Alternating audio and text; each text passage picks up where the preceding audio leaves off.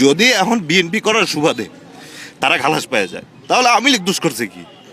আওয়ামী লীগ তো এই কাজই করছে, অন্যায় করছে, অবিচার করছে, যার কারণে আমরা সবাই মিলে একত্রিত হয়ে আওয়ামী লীগকে বিতাড়িত করছি। তো এখন যদি এই সরকার ওই একই কাজ করে, তাহলে তো বেসিসটা আমরা আরেকটা জন্ম দিতেছি। দলীয় অধীনে মামলা যাইবে, ওটা স্বাভাবিক। দলীয় অধীনে যেগুলো অন্যায় মামলা হয়েছে যা, কিন্তু এখানে 6টা মানুষের চোখ উঠে ফেলছে, মানে 6টা ফ্যামিলির নষ্ট করে দিছে। আমার বাবা আমাদের এই পর্যন্ত দেখতে পারে নাই, না দেখে মারা গেছে, ওই চোখে আমার কোনো সবাই দেখতে পারে নাই। তাইলে কি আমরা ন্যায়বিচারটা আশা করতে পারি না? তাইলে সেইখানে যদি এইরকম একটা রায় হয়, তাহলে আমরা কার কাছে আশা করব? সরকারের কাছে কি আশা করব? কার জন্য আওয়ামী লীগ এই পতন করিল? তাহলে তো আরেকটা ফেসিস্ট আমরা জন্মই দিতে আসি, 2 দিন পর তো এর বিষয় লাগতেইব। আমাদের ওই দিন সর্বহারা নিয়ে আমাদের উপর অতর্কিতভাবে খাবার টেবিলে আমাদের আক্রমণ করে পরে আমাদের 6 জনের চোখ উঠায় ফেলে। আমরা কি অপরাধ করেছিলাম সেদিন?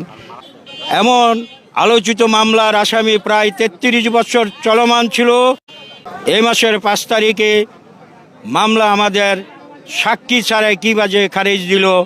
উনি সন্ত্রাস যে ডাকাতি করে, যে মানুষের চোখ উঠে এলায়, এর সামনে যে আরও 2-4-10টা মার্ডার করবে না, এটার গ্যারান্টিটা কি? সে তো কইরা এইরকমই পার পাওয়া যাবে। তাহলে তো আইনের প্রতি শ্রদ্ধাটা রইল না।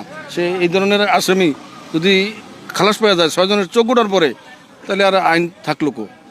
আসলে সেই রাতে ওরা অস্ত্রসহ যখন ওই অঞ্চলে আক্রমণ করে, এর আগেও ওরা 2বার আসছিল, তখন চতুর্দিকের বিক্ষুব্ধ জনতা ওদেরকে ধরে ফেলে, আটক করে, যাকে যেখানে পায় সেখানে উৎপাটন করে। আমরা কেউ এই ঘটনার সাথে জড়িত ছিলাম না।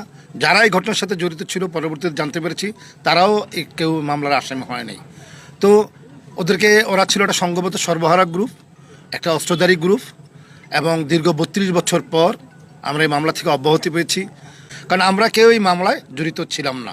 এবং যারা এই মামলার সাক্ষী ছিল তারা, আপনার মেজবা মনে হয় আজকে ওখানে মানববন্ধন করেছে, ওকে বারবার নোটিশ করা হয়েছে, পুলিশ পাঠানো হয়েছে, ও সাক্ষী দিতে সেখানে যায় নাই। তোফাজ্জলরা সাক্ষী যারা দিয়েছে, যারা ভিকটিম, তারা অনেকেই বলেছে তারা কেউ আমাদেরকে চিনে না, জানে না। অতএব মহামান্য আদালত আমাদেরকে মুক্তি দিয়েছে। আমরা আদালতের সিদ্ধান্তের মাধ্যমে, পর্যালোচনার মাধ্যমে, সাক্ষী প্রমাণ, আর্গুমেন্টের মাধ্যমে মামলা থেকে অব্যাহতি